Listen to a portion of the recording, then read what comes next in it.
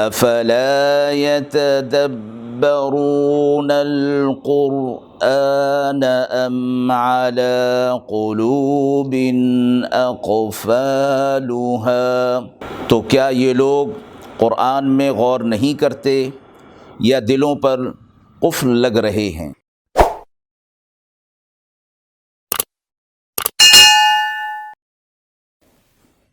بسم اللہ الرحمن الرحیم۔ السلام علیکم ورحمۃ اللہ۔ ناظرین کرام، قرآن مجید کے پاروں کے خلاصے کے پروگرام میں آج آپ کی خدمت میں پارہ نمبر 7 کا خلاصہ پیش ہے۔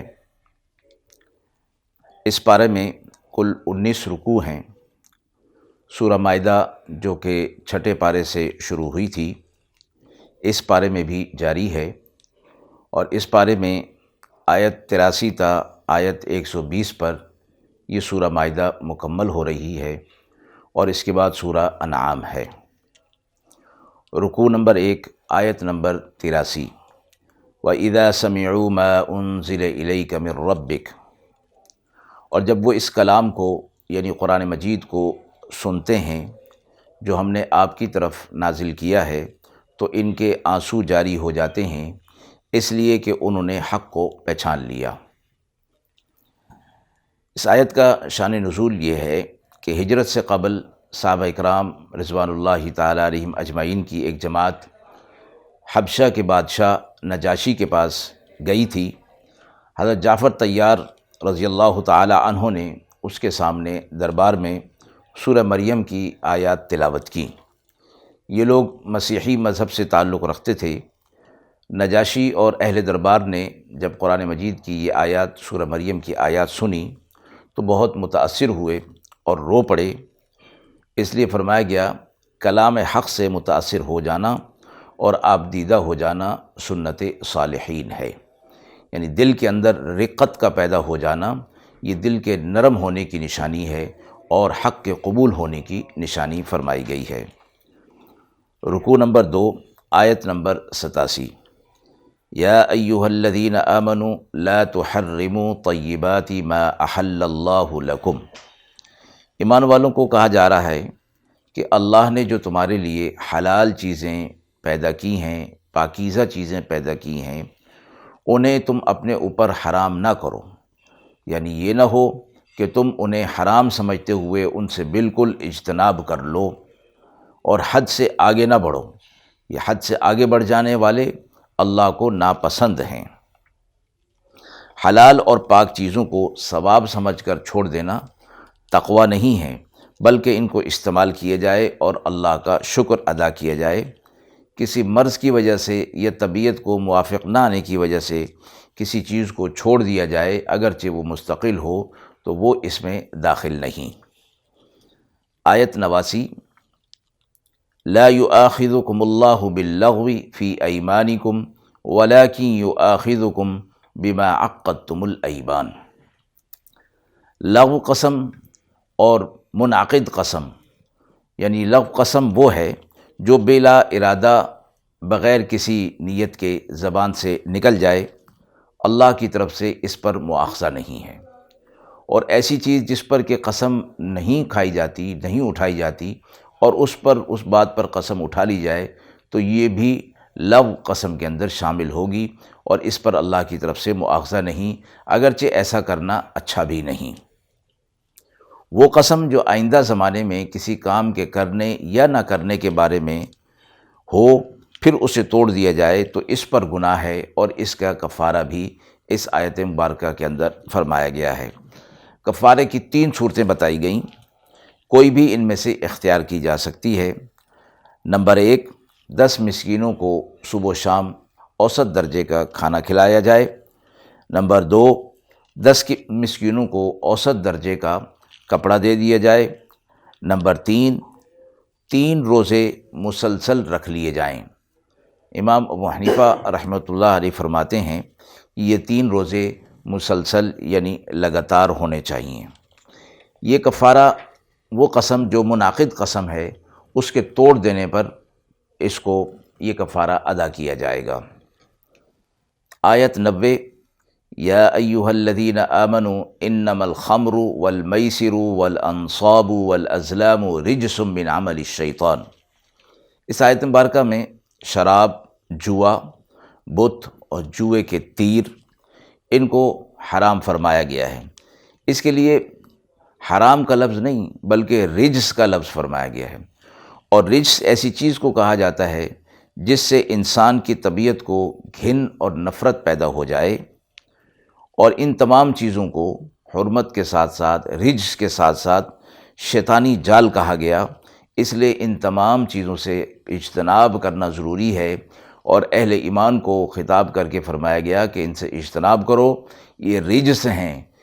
فطرت سلیمہ اس سے نفرت کرتی ہے، اس لیے تم بھی انہیں چھوڑ دو تاکہ تم فلاح پا جاؤ۔ آیت 91، انما یرید الشیطان۔ پچھلی آیت کے حوالے سے ہی اس آیت کے اندر بھی فرمایا گیا کہ یہ جو شراب، جوا اور بت اور جوئے کے تیر، ان چیزوں کے اندر، رجس کے کاموں کے اندر تمہیں مبتلا کر کے تمہارے درمیان بغض اور عداوت پیدا کرنا چاہتا ہے۔ اور یہ بات مشاہدے کی ہے کہ ان چیزوں میں پڑھ کر آپس کی نا اتفاقی، عداوت، دشمنی انتہا درجے کی ہوتی ہے، پر پہنچ جاتی ہے، اور اس پر اکثر اوقات قتل و غارت کی نوبت بھی آ جاتی ہے۔ تو گناہ کے کاموں میں جہاں آخرت کا نقصان ہے، وہاں دنیاوی نقصان بھی ہوتا ہے۔ دنیا کی بھی قباحتیں اس کے اندر بہت ساری ہیں۔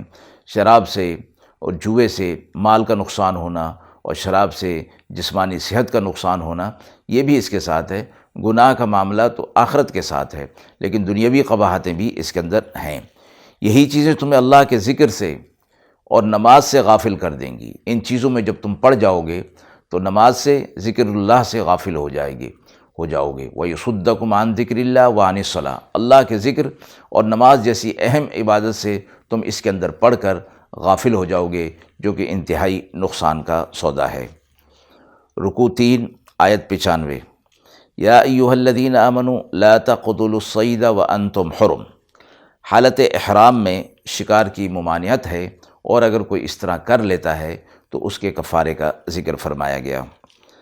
آیت نمبر 100، قل لا يستوي الخبیث والطیب ولو اعجبك کثرۃ الخبیث۔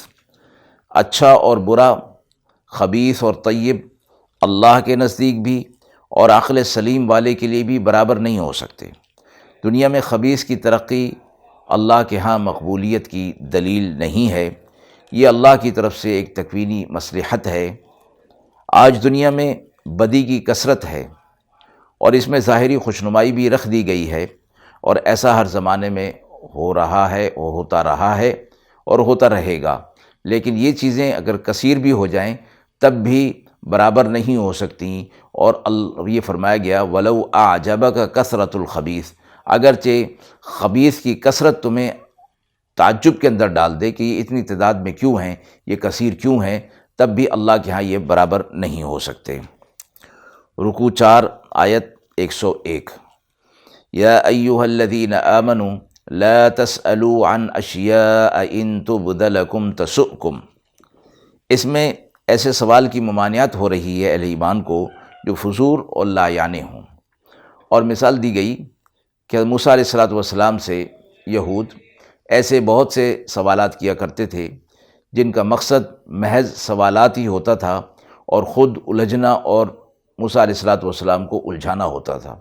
ان سوالات کا مقصد کوئی اپنے علم اور عمل میں اضافہ نہیں ہوتا تھا، اس لیے اہل ایمان کو فرمایا گیا کہ وہ اس قسم کے سوالات سے اپنے آپ کو بچائیں کہ جس کے اندر کوئی معنی اور مفہوم نہ پایا جاتا ہو، کوئی مقصد نہ ہو۔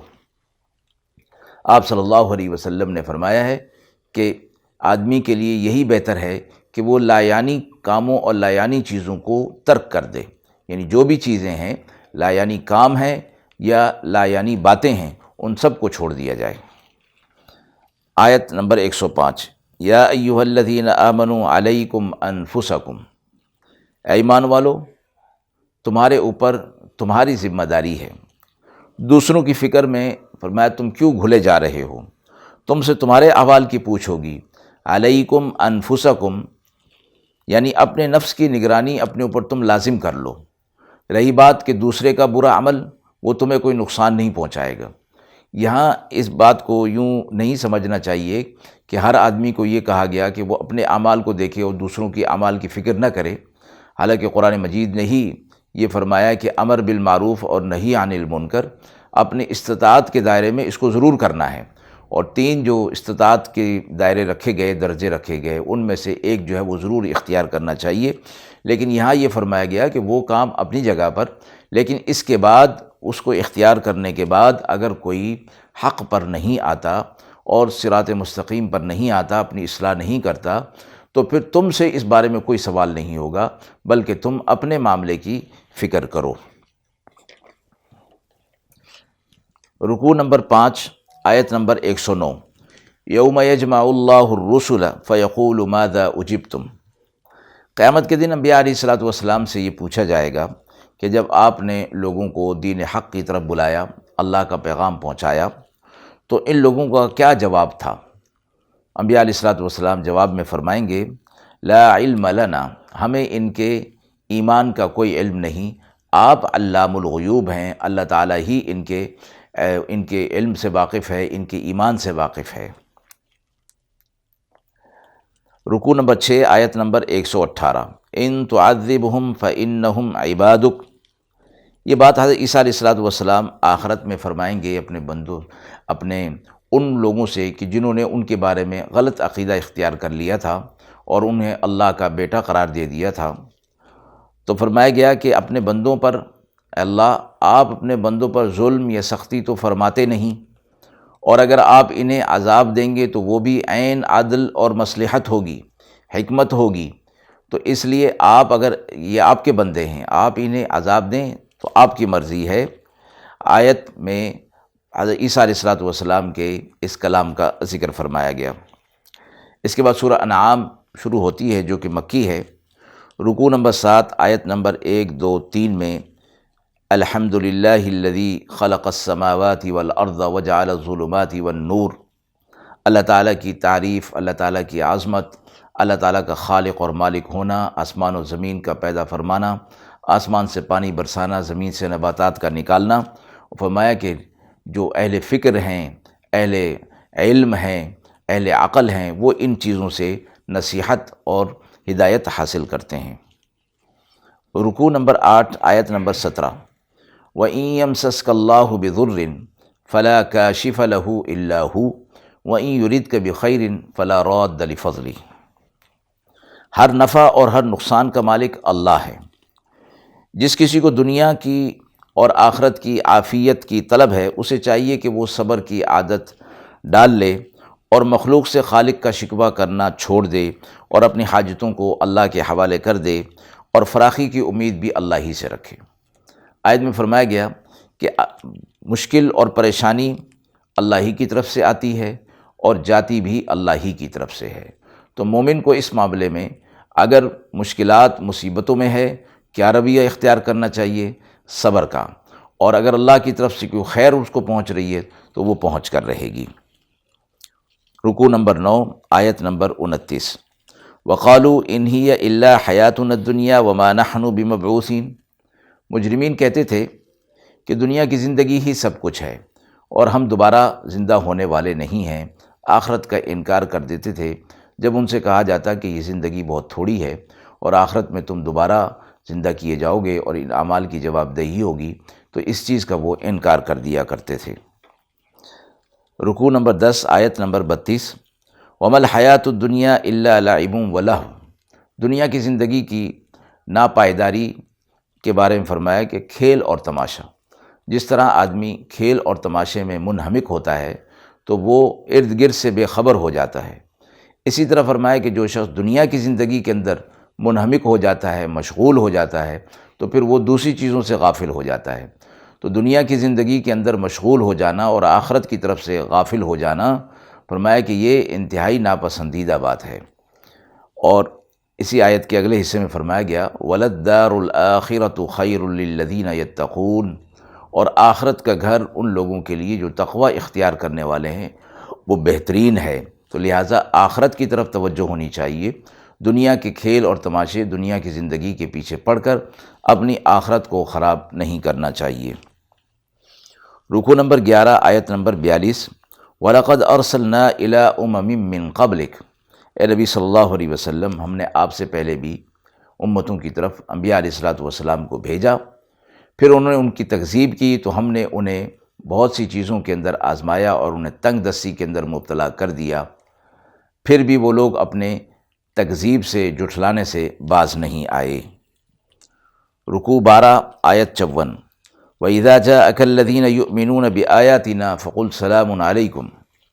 آپ صلی اللہ علیہ وسلم کو اہل ایمان کے لیے ہدایت دی جا رہی ہے کہ جب وہ آپ کے پاس آئیں تو آپ انہیں سلام علیکم کے لفظ سے خطاب فرمائیں، اور آگے فرمایا کتب ربکم علی نفسہ الرحمہ، اللہ نے اپنے اوپر رحمت کو لازم کر لیا ہے، یعنی اللہ کی رحمت بہت وسیع ہے۔ حدیث مبارکہ میں آتا ہے کہ اللہ نے فرمایا ان رحمتی غلبت غضبی، میری رحمت میرے غضب پر غالب ہے، میری رحمت بڑی ہے، میرا غضب مغلوب ہے، میری رحمت غالب ہے۔ آگے فرمایا ثم تاب من بعدہ واصلح فانہ غفور الرحیم، جو کوئی بھی اپنی گناہوں سے توبہ کر لے اور اپنے گناہوں کو معاف کرا لے تو اللہ رب العزت اس کے گناہوں کو معاف بھی فرما دیتے ہیں اور اس پر رحم بھی فرماتے ہیں۔ رکوع 13 آیت 59، وَعِندَهُ مَفَاتِحُ الْغَيْبِ، اللہ کے پاس غیب کی چابیاں ہیں، بر میں بحر میں کیا ہوتا ہے اللہ جانتا ہے، اور زمین کے اندر جو دانہ اندھیروں میں پڑتا ہے وہ اللہ کے پاس ہے، اللہ کے علم میں ہے۔ ایک اور آیت میں فرمایا گیا وَإِن مِّن شَيْءٍ إِلَّا عِندَنَا خَزَائِنُ، ہمارے پاس ہر چیز کے خزانے ہیں، ہر چیز کے حوالے سے ہمارے پاس خزانے ہی خزانے موجود ہیں۔ رکوع 14 آیت 70، وَذَرِ الَّذِينَ اتَّخَذُوا دِينَهُمْ لَهْوًا وَلَعِبًا، آپ ان لوگوں کو چھوڑ دیجئے جنہوں نے اپنے دین کو کھیل اور تماشا بنا رکھا ہے اور دنیا کی زندگی کے اندر پڑ گئے ہیں، آپ انہیں قرآن کے ذریعے سے ہدایت دیجئے، سبق دیجئے، راستہ دکھائیے، رہنمائی کیجئے، البتہ ان کے ساتھ دلی تعلق اور مواخات نہ رکھیے اور ان سے اپنے آپ کو دور کر لیجئے۔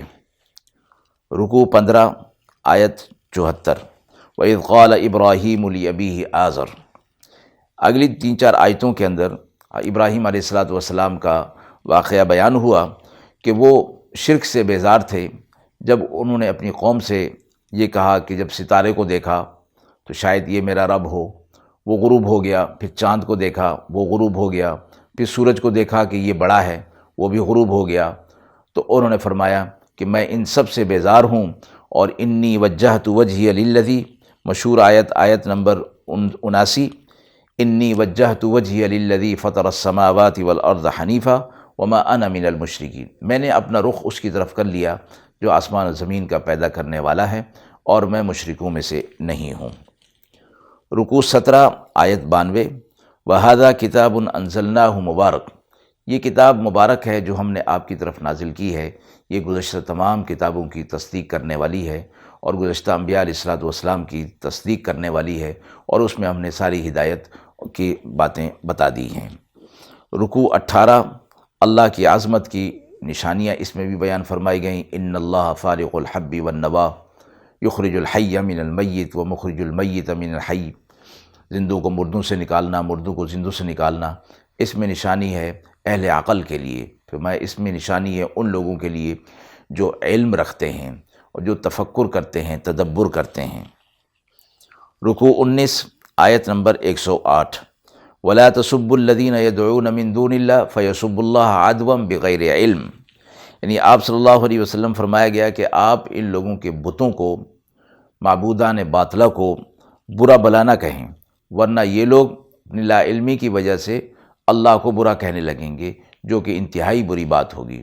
اہل ایمان کو بھی کہا گیا کہ غیر اللہ کی جو عبادت کی جاتی ہے یا ان کی جو بت پرستی کی جاتی ہے، ان کو بتوں کو برا نہ کہا جائے، اس لیے کہ وہ پھر اس کے جواب میں تمہارے رب کو، کیونکہ وہ انہیں رب سمجھتے ہیں، معبود سمجھتے ہیں، جب تم ان کے معبودوں کو برا کہو گے تو پھر وہ تمہارے معبودوں کو، تمہارے معبود جو کہ برحق ہے، اس کو برا کہنے لگیں گے۔ وہ غلط اپنی جگہ پر، لیکن زبان سے ان کو برا نہیں کہنا ہے۔ آیت نمبر 110 پر پارہ نمبر 7 مکمل ہوتا ہے۔ وآخر دعوانا ان الحمد للہ رب العالمین۔